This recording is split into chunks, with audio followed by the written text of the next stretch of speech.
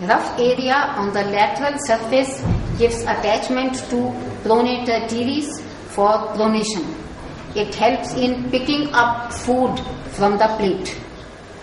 Lateral surface of upper 1/3, including part of posterior and anterior surfaces, gives insertion to important supinator muscle. It supinates the forearm and puts the food into the mouth. Anterior oblique line gives part of origin to flexor digitorum superficialis muscle. Concave anterior surface in upper 3/4 part gives origin to flexor pollicis longus, and lower 1/4 gives insertion to pronator quadratus muscle. On the styloid process is the insertion of brachioradialis. This muscle arises from the lateral supracondylar ridge of the humerus.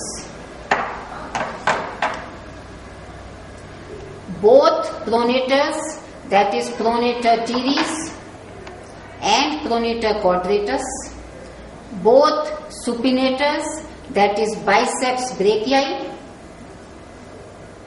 and supinator, and brachioradialis get inserted into the lateral bone of the forearm, that is the radius. On the anterior surface at its lower end lies the important radial pulse before it disappears into anatomical snuff box. Posterior surface gives attachment to deep extensors of wrist joint. Lower end provides 4 compartments for passage of tendons and other structures. First compartment shows tendons of abductor pollicis longus, extensor pollicis brevis. Second compartment has 2 wrist extensors, extensor carpi radialis longus and extensor carpi radialis brevis.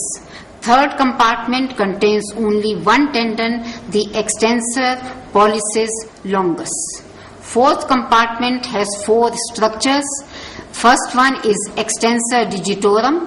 Next to it is extensor indicis tendon, the posterior interosseous nerve and the anterior interosseous artery. The fifth compartment lies between radius and ulna and contains the tendon of extensor digiti minimi. The last compartment on the ulna is containing the tendon of extensor carpi ulna. The figure shows the radius laterally and the ulna medially. The interosseous membrane is attached to the medial border of radius and the lateral border of ulna. Interosseous membrane direction of fibers is downwards and medially.